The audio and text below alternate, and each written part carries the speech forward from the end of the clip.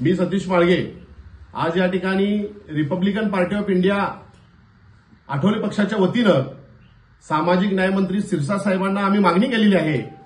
कारण जे मागासवर्गीयांच्या स्कीम आहेत, मागासवर्गीयांच्या ज्या योजना आहेत, या योजनांच्या वरती इथल्या सामाजिक न्याय विभागाचे जे अधिकारी आहेत यांनी म्हणजे अपहार करून काही पैसे आपल्या घशात घातलेले आहेत।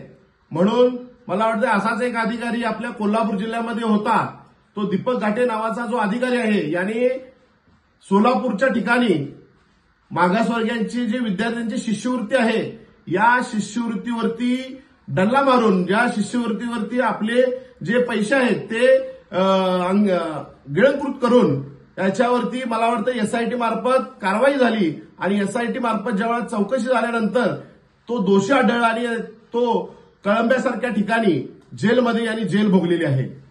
असं असतानाही पुन्हा सामाजिक न्यायाच्या विभागानं त्यांना पुन्हा कोल्हापूरसारख्या ठिकाणी आणून बसवलं आणि कोल्हापूर ठिकाणी आणल्यानंतर या महाशयांनी आपल्या एलईडी जे दलित वस्तीमध्ये बसवलं जातं एलईडी, या एलईडीच्या योजनेमध्ये या महाशयानं अपहार केला।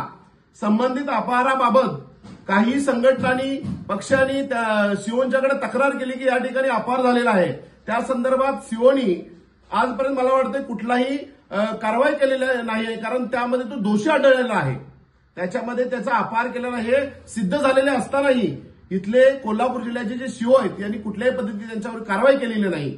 आणि असं असताना जर मागासवर्गीयांचे पैसे अशा पद्धतीने जर अधिकारी जर हडपायला लागले तर तळागाळातील हा शोषित वंचित समाज हा पुन्हा मला वाटतं ह्या प्रवाहात येणार नाही। आणि म्हणून आम्ही रिपब्लिकन पार्टी ऑफ इंडिया पक्षाच्या वतीने या ठिकाणी आज सिरसाट साहेब, सामाजिक न्याय मंत्री सिरसाट साहेबांना निवेदन दिलेलं आहे की आपण या संबंधित अधिकाऱ्यावरती तात्काळ कारवाई करावी, त्याच्यावरती अॅट्रॉसिटी ऍक्ट गुन्हा दाखल करावा, कारण त्याला पैसे मागासवर्गीयांचे खाल्लेले आहेत म्हणून त्याच्यावरती अॅट्रॉसिटी ऍक्ट गुन्हा दाखल करावा, त्याच्यावरती फौजदारी दाखल करावी आणि संबंधित अधिकाऱ्यावरती कडक कारवाई करावी, म्हणून आम्ही रिपब्लिकन पक्षाच्या वतीने मागणी केलेली आहे।